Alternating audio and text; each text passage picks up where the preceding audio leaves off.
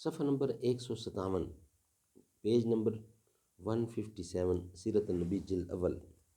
اور ہمارا جو سبجیکٹ چل رہا ہے وہ یہ چل رہا ہے سن 10 نبوی، حضرت ختیجہ اور ابو طالب کی وفات۔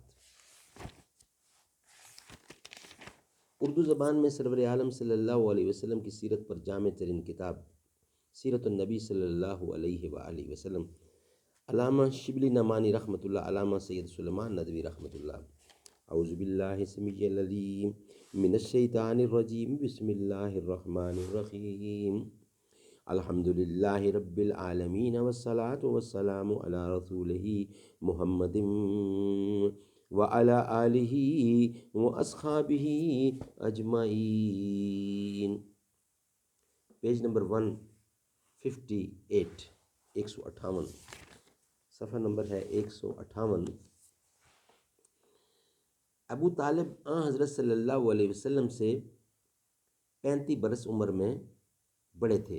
رسول اللہ صلی اللہ علیہ وسلم کو ان سے نہایت محبت تھی۔ ایک دفعہ وہ بیمار پڑے، حضرت صلی اللہ علیہ وسلم ان کی عیادت کے لیے گئے تو انہوں نے کہا، بھتیجے، جس خدا نے تجھ کو پیغمبر بنا کر بھیجا ہے اس سے دعا نہیں مانگنا، اس سے دعا نہیں مانگتا کہ مجھ کو اچھا کر دے۔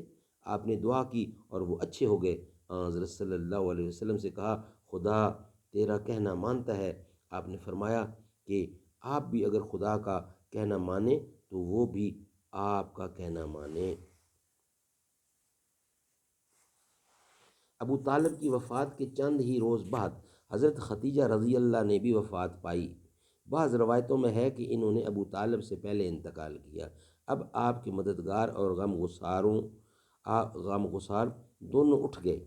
صحابہ رضی اللہ خود اپنی حالت میں مبتلا تھے۔ یہی زمانہ ہے جو اسلام کا سخت ترین زمانہ ہے، اور خود حضرت صلی اللہ علیہ وسلم اس سال کو عام الحزن، سال غم فرمایا کرتے تھے۔ حضرت ختیجہ رضی اللہ نے سن 10 نبوی میں وفات کی۔ ان کی عمر 65 برس کی تھی۔ مقام ہجون میں دفن کی گئیں۔ حضرت صلی اللہ علیہ وسلم خود ان کی قبر میں اترے۔ اس وقت تک نماز جنازہ مشروع نہیں ہوئی تھی۔ ابو طالب اور حضرت ختیجہ کے اٹھ جانے کے بعد قریش کو کس کا پاس تھا؟ اب وہ نہایت بے رحمی اور بے باکی سے حضرت صلی اللہ علیہ وسلم کو ستاتے تھے۔ ایک دفعہ آپ راہ میں جا رہے تھے کہ ایک شکی نے آ کر فرق مبارک پر خاک ڈال دی۔ اسی حالت میں آپ گھر میں تشریف لائے۔ آپ کی صاحبزادی نے دیکھا تو پانی لے کر آئیں، آپ کا سر دھوتی تھیں اور جوش محبت سے روتی جاتی تھیں۔ آپ نے فرمایا، جانے پدر، رو نہیں، خدا تیرے باپ کو بچا لے گا۔ اہل مکہ سے تو قطعی نا امیدی تھی، اس لیے آپ نے ارادہ فرمایا کہ طائف تشریف لے جائیں اور وہاں دعوت اسلام پھیلائیں۔ طائف میں بڑے بڑے امراء اور ارباب اثر رہتے تھے۔ ان میں عمیر کا خاندان رئیس القبائل تھا۔ یہ 3 بھائی تھے، عبد، یالیل، مسعود، حبیب۔ حضرت صلی اللہ علیہ وسلم ان کے پاس گئے اور اسلام کی دعوت دی۔ ان تینوں نے جو جواب دیے وہ نہایت عبرت انگیز تھے۔ ایک نے کہا، اگر خدا نے تجھ کو پیغمبر بنا کر بھیجا ہے تو کعبہ کا پردہ چاک کر رہا ہے۔ دوسرے نے کہا، کیا خدا کو تیرے سوا اور کوئی نہیں ملتا تھا؟ تیسرے نے کہا، میں بہرحال تجھ سے بات نہیں کر سکتا، تو اگر سچا ہے تو تجھ سے گفتگو کرنا خلاف ادب ہے، اور جھوٹا ہے تو گفتگو کے قابل نہیں۔ ان بدبختوں نے اسی پر اکتفا نہیں کیا، طائف کے بازاریوں کو ابھار دیا کہ آپ کی ہنسی اڑائیں۔ شہر کے اوباش ہر طرف سے ٹوٹ پڑے۔ یہ مجمع 2 رویہ صف باندھ باندھ کر کھڑا ہوا۔ جب آپ ادھر سے گزرے تو آپ کے پاؤں پر پتھر مارنے شروع کر دیے، یہاں تک کہ آپ کی جوتیاں خون سے بھر گئیں۔ جب آپ زخموں سے چور ہو کر بیٹھ جاتے تو بازو تھام کر کھڑا کر دیتے تھے۔ جب آپ پھر چلنے لگتے تو پتھر برساتے، ساتھ ساتھ گالیاں دیتے اور تالیاں بجاتے جاتے۔ آخر آپ نے ایک باغ میں انگور کی ٹہنیوں میں پناہ لی۔ یہ باغ عتبہ بن ربیہ کا تھا، جو باوجود کفر کے شریف الطبع اور نیک نفس تھا۔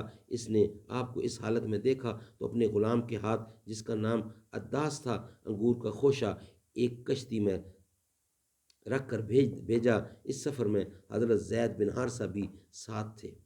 رسول اللہ صلی اللہ علیہ وسلم نے طائف سے پھر کر چند روز نخلا میں قیام کیا، پھر ہرا میں تشریف لائے اور مطعم بن عدی کے پاس پیغام بھیجا کہ مجھ کو اپنی حمایت میں لے سکتے ہو۔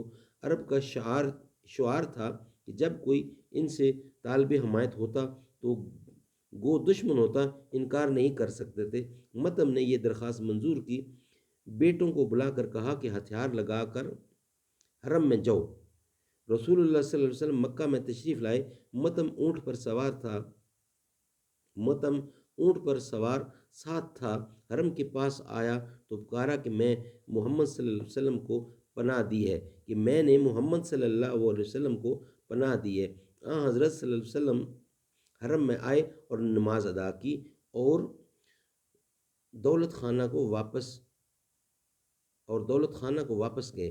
مطعم اور اس کے بیٹے آپ کو تلواروں کے سائے میں لائے۔ مطعم نے کفر کی حالت میں غزوہ بدر سے پہلے وفات کی۔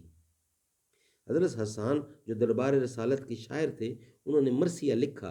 زرقانی نے یہ مرثیہ بدر میں نقل کیا اور لکھا ہے کہ اس میں کچھ مذائقہ نہیں۔ مطعم کا یہ کام بے شبہ مدح کا مستحق تھا، لیکن آج کل کے مسلمان حضرت حسان اور زرقانی سے زیادہ